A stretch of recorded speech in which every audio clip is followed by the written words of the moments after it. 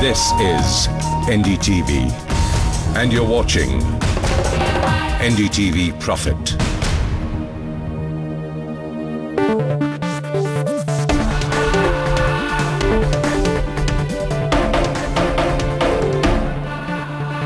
All right, 15 minutes of trade behind us. The market is up. It's up about 15-18 points in that range. But the big thing is we've been up for 5 days now.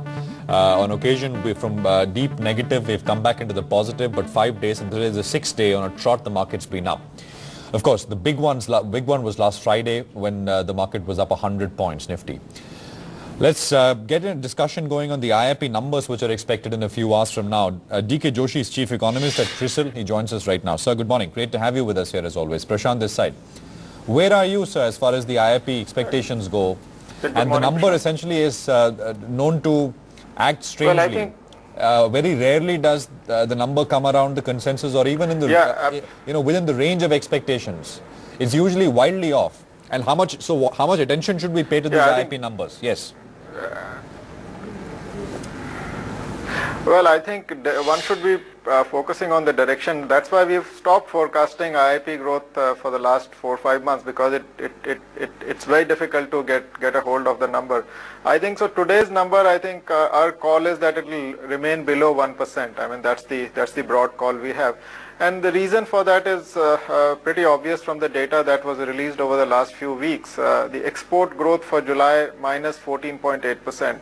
The core sector data, which is now 37% of the IIP, that also slowed down dramatically to 1.8%. Still, sectors like steel, cement, and also fertilizers, they are not doing well, and the mining is in the negative zone. So I think clearly all this points towards a weak IIP growth ahead, and investment scenario anyway is quite bleak. And what the GDP data, which was released a couple of days back, what that revealed was that private consumption demand has also started slowing down quite sharply. So I think overall all this points towards a weak IIP number today. Right.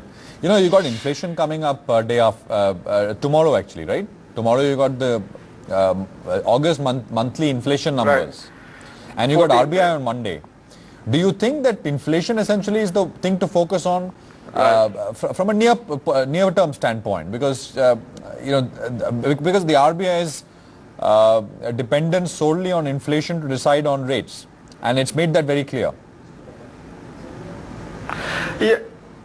Yeah, I think that's pretty obvious, and the growth has been weak, and particularly IIP growth has been weak for now almost 4 months and 4 or 5 months. But we haven't seen any action from the RBI. So this week, this month also, if the IIP number remains weak as is expected, I don't see RBI will react to that. But I think the worry is on the inflation front, and though some of the worries have been taken off because the rainfall has improved somewhat, but nevertheless I think food inflation is going to remain a problem going ahead.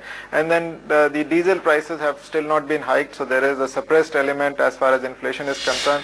And the RBI also had in its last statement reiterated that they are expecting some fiscal correction, and right now I think that's also not visible, because one of the steps that will ensure fiscal correction is raising diesel prices, and that hasn't happened so far.